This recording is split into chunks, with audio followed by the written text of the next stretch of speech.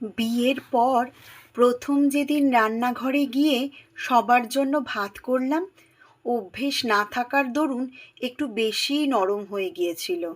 শাশুড়ি মা খুব বিরক্ত হয়ে শোনালেন, 52 টাকা কেজি চাল, সব নষ্ট করলে। না আছে রূপ, না আছে গুণ, কাজকর্ম আয় উন্নতিতে কোনো লক্ষ্মীশ্রী নেই। বাবুর কি দেখে যে পছন্দ হলো ভগবান জানে। বিয়ের আগে বাড়িতে মোটামুটি রান্না করলেও একটা নতুন জায়গায় এসে নতুন মানুষ, নতুন রান্নাঘর, সময়ে সকলের খাবার টেবিলে দেওয়া টেনশানে আমার একটু ভুল হয়ে গিয়েছিল। খেতে বসে ব্যাংকের ম্যানেজার, আমার বড় যা, ব্যঙ্গের হাসি হেসে শাশুড়িকে বলল, তবে মামনি, তুমি যে এতদিন বলে এলে আমি চাকরি করি বলে সংসারের কুটোটি নাড়ি না। আরে আমি তো সংসারে খরচা দিই। তা এবার যে ঘরোয়া মেয়ে নিয়ে এলে, দেখো কত ধানে কত চাল। ভাসুর বলল, আমাদের দুজনের রোজগারে সংসার চলে। অফিস বেরোনোর সময় যদি ঠিকমতো খাবারটুকু না পাই, তাহলে এত স্যাক্রিফাইস করে লাভ কি? মিমি তো কবে থেকেই ফ্ল্যাটে উঠে যাওয়ার কথা বলছে। এত কম্প্রোমাইজ কিন্তু করা যাবে না বলে দিলাম। ননদ বলল, কেন মা, রান্নাটা তো তুমি নিজেই করতে পারতে, ঘোড়া দেখে ঘোড়া হলে নাকি? শাশুড়ি মা কাঁদো কাঁদো মুখ করে সবার গ্লাসে জল দিতে দিতে বললেন, সকাল সকাল সংসার আলাদা হওয়ার কথাবার্তা এ বাড়িতে আগে কখনো হয়নি। কি যে অলক্ষী আমার কপালে এসে জুটলো কে জানে। আমি ছুটে নিজের ঘরে চলে এলাম। খাটের ওপর বসে অঝোরে কাঁদছিলাম। কোনোদিন অলুক্ষুণে শব্দটা শুনতে হবে স্বপ্নেও ভাবি। বাবা মায়ের বড্ড আদরের মেয়ে ছিলাম। আমাদের সংসারে অভাব ছিল, কিন্তু ভালোবাসায় কোনো টানাটানি ছিল না। মনে পড়েছিল মায়ের কথাগুলো। মা সবসময় বলতো, সংসার অত সহজ জিনিস নয় রে মনা। তুই যতই ভাবিস আমি যত্ন করে সেবা করে সবার প্রিয় হয়ে উঠব, অত সহজে কারোর মন পাবি না রে। এটাই নিয়ম। বরং ভালো করে পড়াশোনাটা কর, নিজের পায়ে দাঁড়া। সব সময় জানবি টাকার কাছে সব তেতো মিষ্টি হয়ে যায়। আর বাবা মায়ের চেয়ে বেশি ভালোবাসা কোথাও কারোর কাছে পাবি না, সে যত ভালো মানুষই হোক। সে সময় মায়ের কথা ভালো লাগেনি। সুমনের সঙ্গে 5 বছরের সম্পর্ক। একটা কোম্পানিতে চাকরি পাওয়ার জন্য গুজরাটে চলে যাওয়ার আগে ও বিয়েটা সেরে ফেলতে চাইছিল। এতদিনের সম্পর্ক বলে আমিও কেরিয়ারের চিন্তা জলাঞ্জলি দিয়ে বিয়েটাতে মন দিলাম। মা বাবা কারুরই এই মুহূর্তে বিয়েতে ইচ্ছা ছিল না। দুটো কারণে অমত ছিল সুমনের মায়েরও। এক, আমার গায়ের রং কালো বলে। দুই, আমার কোনো উপার্জন নেই বলে। বিয়ের দুদিনের মাথায় সুমন চলে গেল গুজরাটে। আবার 3 মাস পরে আসবে। যার হাত ধরে সদ্য বিয়ে হয়ে এলাম, সে চলে যাওয়ায় একেবারে একা হয়ে গেলাম আমি। শ্বশুরবাড়ির বাকি সবাইকে আঁকড়ে ধরার চেষ্টা করলাম, কিন্তু দেখলাম বড় জা, ভাসুর অহংকারে নিজেদের মতো থাকতে পছন্দ করে। প্রায় সমবয়সী ননদও আমাকে এড়িয়ে চলে। ঘরোয়া ছোট বৌদির চেয়ে চাকরি করা বড় বৌদিকে তোয়াজ করে চলা তার কাছে অনেক বেশি লাভজনক মনে হয়। শাশুড়ি মা তো একেবারেই পছন্দ করেন না আমাকে। একমাত্র নিরীহ শ্বশুরমশাই আমাকে খুব ভালোবাসতেন। 2 বছর আগে সেরিব্রাল অ্যাটাকে একদিক প্যারালাইজড হয়ে যাওয়ায় উনি বিছানা ছেড়ে উঠতে পারতেন না। এক সময়ের দাপুটে ইঞ্জিনিয়ার এখন অসহায় হয়ে হয়তো আমার কষ্টটা বুঝতে পারেন। যাই হোক, আমি কিন্তু জেদ ধরেছিলাম সংসারটা আমি গুছিয়ে করব, আর এই অলক্ষ্মী শব্দটা থেকে বাদ দিয়েই ছাড়ব শাশুড়ি মাকে। ঠিক 7 দিন লাগলো সংসারের নিয়মকানুন, রান্নার ধরন, পছন্দের খাওয়ার সময়, মশলার কৌটোর জায়গা বুঝতে। সকাল 10টার মধ্যে সকলের জলখাবার, ভাসুর, জা, ননদের টিফিন, দুপুরের রান্না, ঘর গোছগাছ করে সব নিখুঁতভাবে সেরে ফেলতাম। সুমন একদিন ওর মাকে ফোন করে বলেছিল, ও সব কাজ করতে পারে মা, শুধু নিজে খাবারটা বেড়ে নিয়ে একদম খেতে পারে না। হয়তো ঠিকমতো খাওয়া দাওয়া করে না। তুমি দুপুর আর রাতে অন্তত খাবারটা ওকে বেড়ে দিও।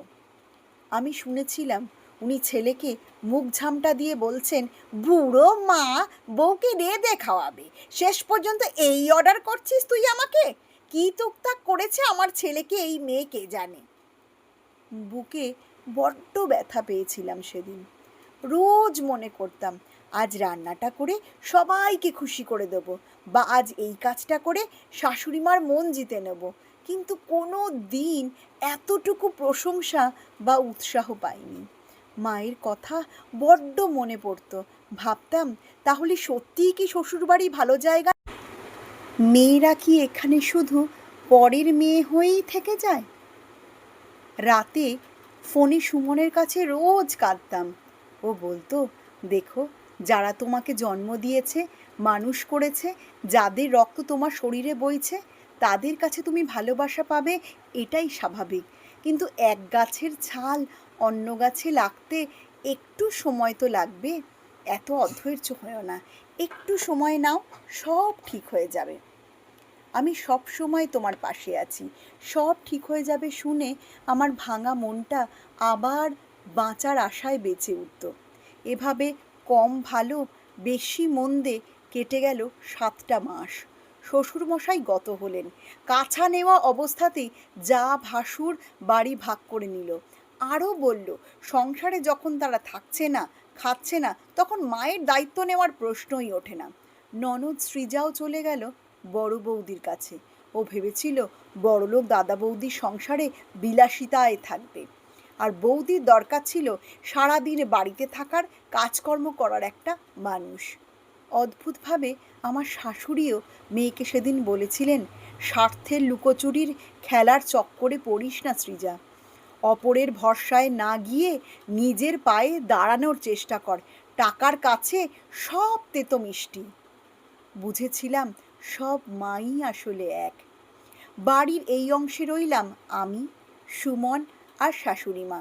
সুমন আমাকে নিয়ে চলে যেতে চেয়েছিল, কিন্তু স্বামীহারা ছেলের থেকে আঘাত পাওয়া, পর হয়ে যাওয়া মেয়ের অসহায় মাটাকে আমি ছেড়ে যেতে পারলাম না ওর কাছে। আরও জড়িয়ে ধরলাম মানুষটাকে, মাছ খাওয়াতাম জোর করে, সাদা শাড়ি পরতে দিতাম না, রাতে সঙ্গে নিয়ে বাথরুমে যেতাম।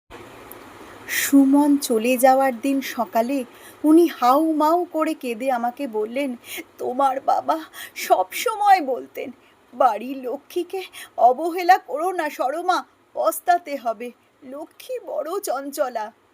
কথাটা যে এত তাড়াতাড়ি ফলে যাবে বুঝতে পারিনি। বাড়িটা আমাকে গিলতে আসে বৌমা, আমায় ছেড়ে যেও না, আমি তাহলে আর বাঁচবো না। আমি ওনার হাত দুটো ধরে বললাম, মা, আজ কোজাগরী পূর্ণিমা, চারিদিকে এত আলো, এত শাঁকুলুর আওয়াজ, আর আমি এই মাটাকে কি অমাবস্যার অন্ধকারে রেখে চলে যেতে পারবো? লক্ষ্মী পুজোর দিন সংসার লক্ষ্মী ছাড়া করব না, সে আপনি আমাকে অলক্ষ্মী বলুন আর যাই বলুন। উনি মাথা নামিয়ে বললেন, না রে মা, এই গায়ের রং, মুখশ্রী, হাঁটা চলা, মিষ্টি মিষ্টি কথা, আয় উন্নতিতে লক্ষ্মীমন্ত, এইসব কথার আদতে কোনো দাম নেই। বিপদের সময়, স্বার্থের সময় এলেই বোঝা যায় যে কে আসলে রূপে লক্ষ্মী আর গুণে সরস্বতী। এই দেখ না, সবাই কেমন দরকারের সময় আমাকে ব্যবহার করে ফেলে রেখে চলে গেল। পেটের ছেলেটা পর্যন্ত ফিরে তাকালো না একবার। এখন 5টা টাকার জন্যেও তোদের কাছে হাত পাততে হবে। আমি সঙ্গে সঙ্গে ওনার হাত দুটো ধরে বললাম, আমরা আজীবন সংসারকে ভালোবেসেছি বলে কি উপার্জন করার ক্ষমতা রাখি না মা? সারা জীবন তো রান্নাঘরে কাটলো, এবার রান্নাঘর থেকেই বাইরের জগৎটা দেখো কত সুন্দর। আজ থেকে আমরা মা মেয়ে মিলে একটা নতুন জীবন শুরু করব। আমি একতলায় নিয়ে গিয়ে রান্নাঘরের সামনে দাঁড় করিয়ে বললাম, আজ থেকে খুলবে আমাদের লক্ষ্মীর ভাণ্ডার হোম ডেলিভারি, লক্ষ্মীর ভাণ্ডার হোম ডেলিভারির ব্যবসা। আমরাও স্বনির্ভর হব, নিজে উপার্জন করতে শিখব। একটা সেফটি পিন টিপের পাতার জন্য আমাদের হাত পাততে হবে কেন? আর তুমি হবে আমার লক্ষ্মীর ভাণ্ডারের ক্যাশিয়ার। তারপর রিভলভিং চেয়ারটায় বসিয়ে দিয়ে বললাম, এসো মা লক্ষ্মী বসো ঘরে, আমারে ঘরে থাকো আলো করে।